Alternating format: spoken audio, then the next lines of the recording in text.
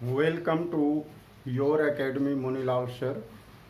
My dear students, today I am going to teach class 8 subject English, and the topic is My Mother. My Mother is a very beautiful poem composed by a great personality, the former president of our India, Dr. APJ Abdul Kalam. So dear students, let's start now. My mother.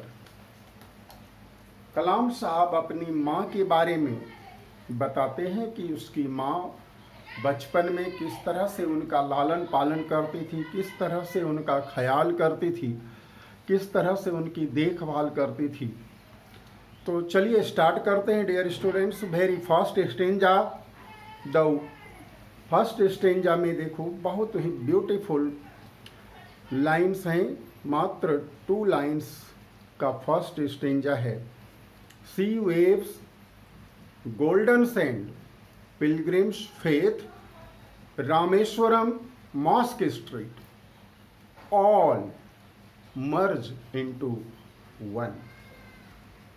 सारी चीजें मर्ज हो जाना मतलब विलीन हो जाना, ठीक है, समा जाना, इनटू वन एक हो जाना, सारी चीजें मिलकर एक हो जाना, ठीक है।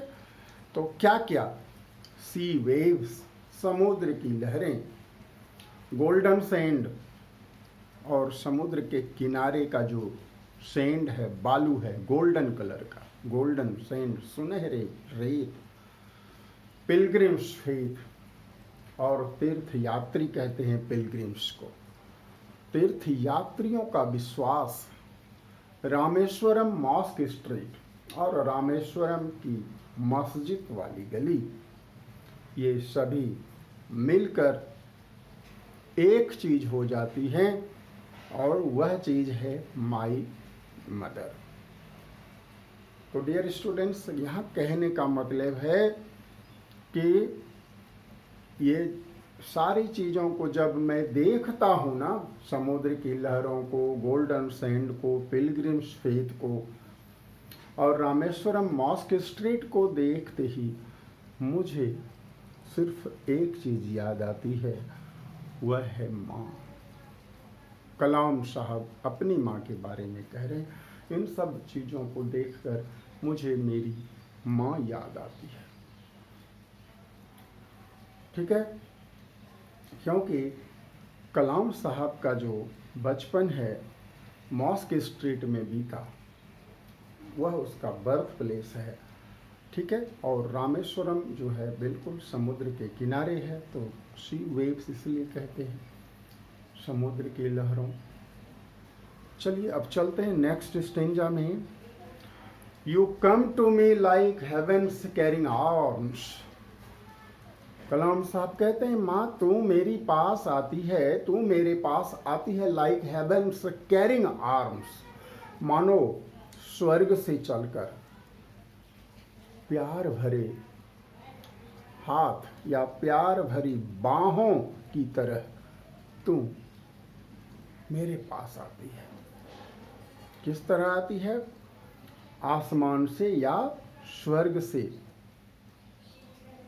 उतरने वाले प्यार भरे हाथ या प्यार भरी बाहों की तरह तू मेरे पास आती है। I remember the war days. माँ मुझे याद है वॉर डेज, युद्ध के वे दिन, when life was challenge and trial, जब जीवन क्या था?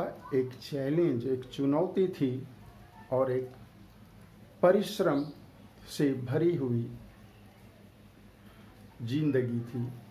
यानी उन दिनों, युद्ध के दिनों में जीवन बड़ा ही संघर्षमय था, परिश्रम से भरा हुआ था, काफ़ी पेनफुल था, काफ़ी कष्ट से भरा हुआ जीवन था।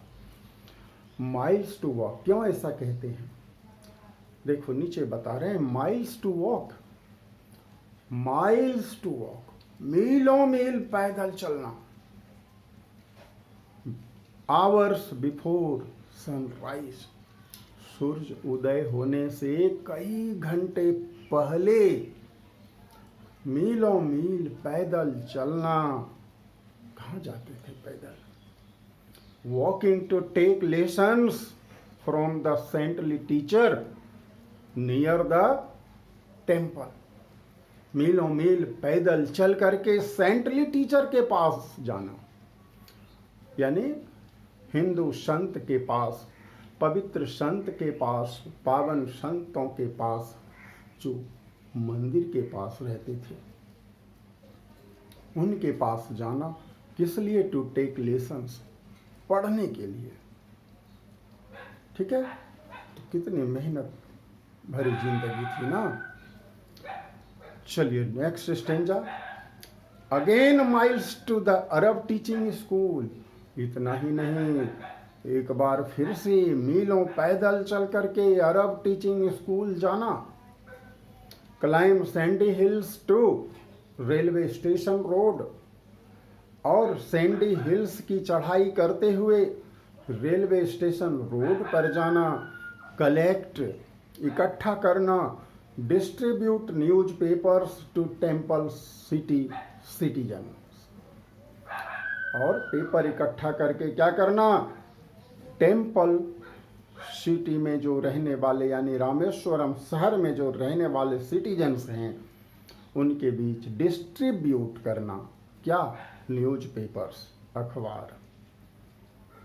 ठीक है, तो डियर स्टूडेंट्स, ये रहा स्टेंजा 3। अब मैं चलता हूँ स्टेंजा 4 में। Few hours after sunrise going to school. कहता है सूरज उगने के कई घंटों के बाद फिर स्कूल जाना। Evening business time before study at night. शाम में बिजनेस करना, कारोबार संभालना, और रात में फिर पढ़ाई करना, यानी पढ़ाई करने से पहले, रात की पढ़ाई से पहले शाम का बिजनेस करना। All this pain of a young boy. कहता है एक छोटे बालक की यह सारी पीड़ा, ये सारे कष्ट। ठीक है, इतने सारे कष्ट जो है बच्चे को उठाना पड़ता था। My mother you transform into pious strength. फिर कलाम साहब नेक्स्ट स्टेंजा में कहते हैं कि हे माता, यू ट्रांसफॉर्म, तू बदल गई, रूपांतरित हो गई। ट्रांसफॉर्म मतलब रूपांतरित हो जाना, एक वस्तु से दूसरी वस्तु में परिणत हो जाना। ठीक है, ट्रांसफॉर्म,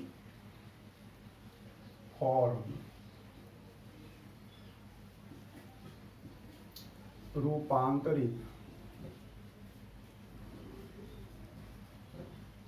ठीक है, तो रूपांतरित हो चुकी है, ये कहना चाहते हैं। इनटू पायस स्ट्रेंथ, पायस होली,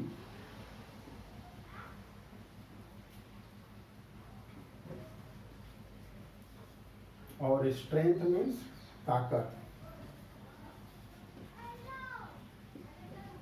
ताकत, फोर्स जिसको कहते हो, फोर्स।